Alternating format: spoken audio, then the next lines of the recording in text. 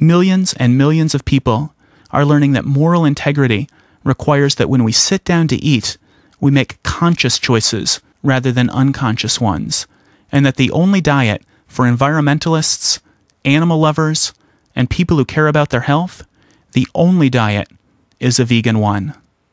I suppose for me, it boils down to Socrates' adage from 2,600 years ago: the unexamined life is not worth living. It seems to me that what it means to be a person of integrity is that I try to ask questions, that I try not to support things that I oppose, and that I try to make my life mean something. Please ask yourself, would you want to work on a factory farm searing the beaks off of chickens, or castrating pigs and cows without painkillers? Would you want to work in a slaughterhouse, unloading sick animals, stringing them up by one leg, and slitting their throats, watching the blood pour out? Would you want to work on a factory fish trawler? I'm assuming that most people listening are answering no to these questions. I assume you wouldn't want to spend even 15 minutes watching these sorts of cruelties. So then I hope you'll ask yourself, are there other areas of my life where I participate in practices that would repulse me if I had to watch them happening? You know, most of us could watch grains being tilled. Most of us could spend an afternoon shucking corn or picking beans, fruits, or vegetables. But seriously, how many of us would want to spend an afternoon slitting open animals' throats?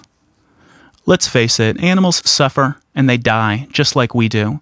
They're made of the same stuff that we are. Eating them is an act of gluttony and disregard for our own health. It's an act of disregard for the environment and for the global poor. And most of all, it's an act of disregard for our fellow animals. I think that ethics has to include living a life that is as much as possible in keeping with our basic values. We can't be perfect, of course, but shouldn't we all do as much as we can? I have no doubt that in 100 years, human beings are going to look back on the human mistreatment of other animals with the same horror we presently reserve for past injustices, like slavery and other transgressions against human beings. If you're not a vegan, please work toward becoming one. And if you are a vegan, thank you very much for caring, and please be as active as you can as a voice for those who can't defend themselves.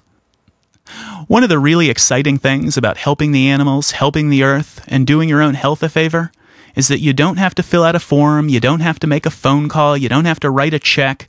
You can start today by choosing a healthy, humane, vegan meal the next time you sit down to eat. Thanks so much for listening.